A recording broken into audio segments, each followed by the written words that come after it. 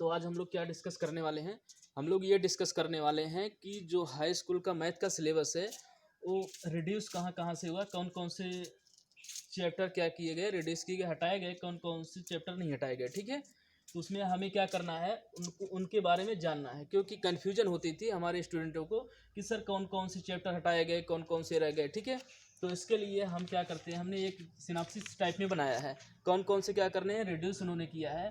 तो जो पहला चैप्टर था संख्या पद्धति, उनको उन्होंने सेम ही रखा है। ठीक है, बोर्ड एग्जाम के लिए उन्होंने सेम रखा है। और जो बीज गणित था, बीज गणित में क्या किया उन्होंने, बहुपद को क्या किया है, हटा दिया है। ठीक है, बहुपद को हटा दिया है, बाकी बीज गणित के जो दोनों थे उसको सेम ही रखा है। पहला था दो चर वाले रैखिक समीकरण युग्म, इसको सेम रखा है। द्विघात समीकरण, ये दोनों सेम है। बाकी जो बीज गणित में पहला है बहुपद है, उसको हटा दिया गया है। ठीक है, तो कंफ्यूजन ना रहे इसके लिए ये है कि बहुपद हटा दिया गया, बहुपद नहीं पढ़ना है। ठीक है, जानकारी के लिए आप थोड़ा बहुत पढ़ सकते हो, लेकिन बोर्ड एग्जाम के लिए कोई आवश्यकता नहीं, रिक्वायरमेंट नहीं है। ठीक है, दूसरा क्या किया उन्होंने, समांतर श्रेणी को उन्होंने हटा दिया है। ठीक है, समांतर श्रेणी को उन्होंने क्या किया, हटा दिया। समांतर श्रेणी नहीं पढ़ना, उस पर क्या करना, टाइम वेस्ट नहीं करना है।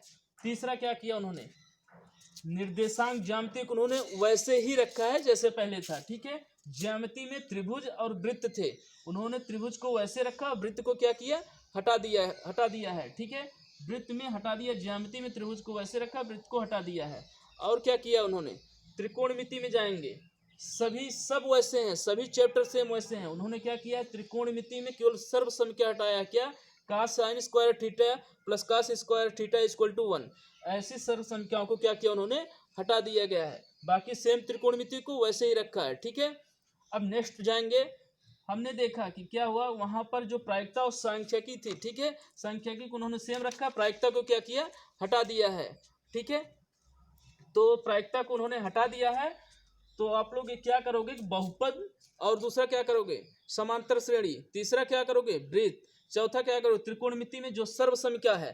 ठीक है, सर्व संख्या में जैसे sine square theta plus cos square theta equal to 1। ठीक है, इसको उन्होंने हटा दिया है, और प्रायिकता हटा दिया उन्होंने। तो आपको बहुपद, तो हम एक शॉर्ट में लिखते हैं। ठीक है, आपको ये देखो, बहुपद और दूसरा क्या, बहुपद पहला है, दूसरा है क्या, समांतर श्रेणी,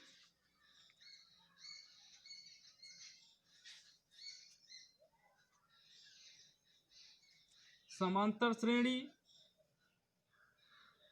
तीसरा क्या है, वृत्त, चौथा क्या है, त्रिकोणमिति सर्व संख्या,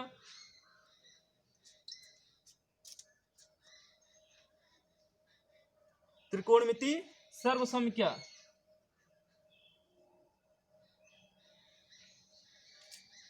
जैसे हमने बता दिया है sine square theta plus cos square theta equal to 1, ऐसे को हटा दिया गया है। और क्या किया उन्होंने, पांचवा क्या हटाया है, पहला बहुपद हटाया है, दूसरा क्या हटाया है, समांतर श्रेणी, तीसरा क्या हटाया है, वृत्त हटाया है। वृत्त में जैसे क्या हटाया है, वृत्त की स्पर्श रेखा, और क्या हटाया है, स्पर्श बिंदु।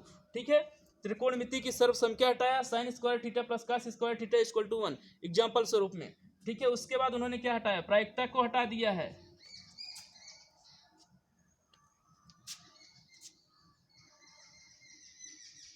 ठीक है, सांख्यिकी को उन्होंने कुछ शर्तों के साथ वैसे सेम रखा है, और प्रायिकता को हटा दिया है। ठीक है, तो अब क्या करेंगे, हमारे पास कितने सिलेबस कम हो गए, हमारे पास क्या था, जुलाई, अगस्त, सितंबर, अक्टूबर। ठीक है, लगभग 4 महीने के लिए उन्होंने क्या किया, लगभग 5 चैप्टर को उन्होंने क्या किया, हटा दिया है। ठीक है, तो हमारे लिए प्लस पॉइंट है, बोर्ड के एग्जाम के लिए हमारे पास 5 चैप्टर क्या करने हैं, क्लोज करने हैं, उनको नहीं पढ़ने हैं। तो हमारे लिए अपॉर्चुनिटी भी है कि हमारा जितना भी टाइम वेस्ट हुआ होगा उतने चैप्टर को उन्होंने क्या किया, रिड्यूस कर दिया, या ऐसे किया कि चलो ठीक है 11th में जब आप लोग जाओगे तो इसके बिना ऐसा नहीं हो सकता कि सर हम पढ़े नहीं हैं, क्या करें 11th में हम मैथ छोड़ दें। ठीक है, अदरवाइज आप लोग ये सिलेबस को क्या करो, हटाकर जितने भी हैं उनके लिए तैयारी में जुट जाओ, क्योंकि लगभग 3 महीने हैं, लगभग 3 महीने या 4 महीने बोर्ड एग्जाम के लिए। तो सबसे पहले आप लोग ये देखोगे कौन कौन से कितने कितने नंबर के आते हैं। ठीक है, अभी तो हमने बताया कौन कौन से, बाकी सभी क्या है, ये 5 चैप्टर के अलावा बाकी सब सेम वैसे हैं। आपको क्या करना है, किसी पुरानी नई कोई भी बुक हो, इन 5 चैप्टर को हटाने के बाद क्या करना, सभी जितने हैं उनको एक तरीके से क्या करना है, सिनॉप्सिस बनाना है और आर्टिकल वाइज पढ़ते जाना है। ठीक है, क्रम वाइज क्या करना है, पढ़ते जाना है। सबसे पहले उनका आर्टिकल पढ़ना, उसके बाद सवाल ये क्वेश्चन लगाना। ठीक है, मैथ के लिए प्रॉब्लम कहाँ होता है, मैथ की पिछली वाली चीज़ें नहीं पता होती तो आगे वाली चीज़ सॉल्व करने में प्रॉब्लम होता है। तो सबसे पहले हम क्या जानेंगे, कौन कहाँ से कितने नंबर का पूछता है। ठीक है, हमारे पास 120 दिन है, 120 दिन से कम भी हो सकता है, 120 दिन भी है, या ज़्यादा भी हो सकता है, बोर्ड वाले तय करेंगे। ठीक है, तो क्या है, संख्या पद्धति से कितने नंबर का आता है, संख्या पद्धति से लगभग कितने नंबर का आएगा, 5 नंबर का। ठीक है, संख्या पद्धति से वो कितने नंबर का पूछ सकता है, लगभग वो 5 अंक का पूछ सकता है। ठीक है, संख्या पद्धति से लगभग कितने अंक का पूछ सकता है, वो 5 अंक का। बोर्ड में संख्या पद्धति से 5 नंबर का पूछा जा सकता है। दूसरा क्या हो सकता है, बीजगणित से। बीजगणित में और आसान है, 30 नंबर का आपका प्रोजेक्ट होता है और 70 नंबर इसमें लाने होते हैं। ठीक है, 70 नंबर। तो क्या करना है आपको, संख्या पद्धति से 5 नंबर का यानी 5 नंबर, और उसके बाद क्या करना है, बीजगणित यानी अलजेब्रा। अलजेब्रा से बीजगणित से क्या करना है, आपको 18 नंबर अधिकतम मिलने वाले हैं। ये 18 नंबर का आ सकता है, यानी 18 नंबर्स का। ठीक है, तो क्या करना है, 18 नंबर्स का। इसमें से बहुपद हटा दिया उन्होंने, पढ़ना क्या है, 2 चर वाले रैखिक समीकरण युग्म, और क्या पढ़ना है, क्वाड्रेटिक इक्वेशन यानी द्विघात समीकरण। ठीक है, ये 18 नंबर का। बचा क्या है, और बच्चे हैं निर्देशांक ज्यामिति। ठीक है, निर्देशांक ज्यामिति से क्या पूछ सकता है, 5 नंबर का पूछ सकता है। निर्देशांक ज्यामिति से क्या कर सकता है, 5 नंबर का पूछ सकता है। ठीक है, तो अभी आप लोग आज से ही जुट जाओ। आपको तय करना है कौन सा, कहाँ पर कैसे, कहाँ ज़्यादा फोकस करना है और कहाँ कम फोकस करना है। ठीक है, निर्देशांक ज्यामिति से 5 नंबर का पूछ सकता है। बीजगणित से आप 18 नंबर का क्लियर कर सकते हो, केवल 2 चैप्टर पढ़कर।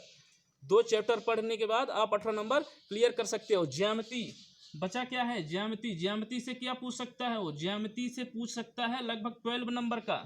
कितने नंबर का, 12 नंबर का। तो इससे आपको फोकस पता चल जाएगा, आपको फोकस और निरंतरता कहाँ बनाए रखनी है, कंटिन्यूटी कहाँ बनाए रखनी है, इस वाले जो हम समझा रहे हैं इससे आपको पता चल जाएगा। ठीक है, समय आपके पास कम है, फिर भी आपके लिए एक बना दे रहे हैं, शेड्यूल बना दे रहे हैं कि आपको कहाँ पर विशेष फोकस करना है। ठीक है, त्रिकोणमिति। त्रिकोणमिति से सरल है, त्रिकोणमिति सरल है, वहां से 10 नंबर का पूछा जा सकता है। टाइम भी कम, आप इसे 10 दिन में या 15 दिन में त्रिकोणमिति को कवर कर सकते हो पूरा पूरा। ठीक है, यहाँ से 10 अंक का पूछा जा सकता है। ठीक है, 10 नंबर का। मेंसुरेशन सांख्यिकी पर आपको क्या कर सकता है, 10-10 नंबर का।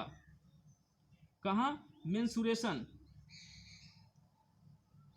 मेंसुरेशन से आपको कितने नंबर का पूछ सकता है, लगभग 10 नंबर का।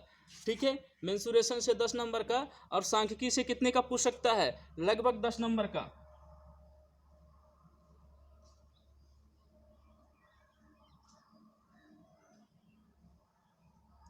सांख्यिकी से कितने नंबर का पूछ सकता है, लगभग 10 नंबर का। ठीक है, तो आपको इसी के अकॉर्डिंग लगभग पढ़ना है। तो आपको सबसे ज्यादा फोकस कहाँ करना है, बीजगणित पर। सबसे सरल है, 2 चर वाले रैखिक समीकरण युक्त द्विघात समीकरण, सबसे सरल है, आपको यहाँ ज्यादा फोकस करना है। उसके बाद कहाँ करना है, ज्यामिति पर। ज्यामिति भी सबसे सरल है, बहुत ज्यादा ध्यान नहीं देना। त्रिकोणमिति भी आप इसे लगभग 15 दिन में रिवीजन करते रहो, खत्म करते रहो। 10 नंबर का है। मेंसुरेशन भी 10 नंबर, सांख्यिकी भी 10 नंबर। इसमें कुछ ही चैप्टर पढ़, आपको इसमें से जो सब आर्टिकल हैं उसको पढ़ने हैं। ठीक है, ये बहुत सरल है। तो आप लोग ये डिसाइड कर सकते हो कि हमें कहाँ कहाँ ज़्यादा फोकस करने हैं। वैसे ऑल ओवर अभी आपके पास टाइम है, आप सभी चीज़ों पर फोकस करते रहो। ठीक है, अदरवाइज आपको डिसाइड कर लेना है कहाँ कहाँ ज़्यादा फोकस करना है। अभी आप लोग सारे सिलेबस पर फोकस करते रहो। ठीक है, तो आप इसको क्या करते रहो, इसको वीडियो को देखकर आप क्या करते हो, अपनी तैयारी को कंप्लीट करते रहो। ठीक है।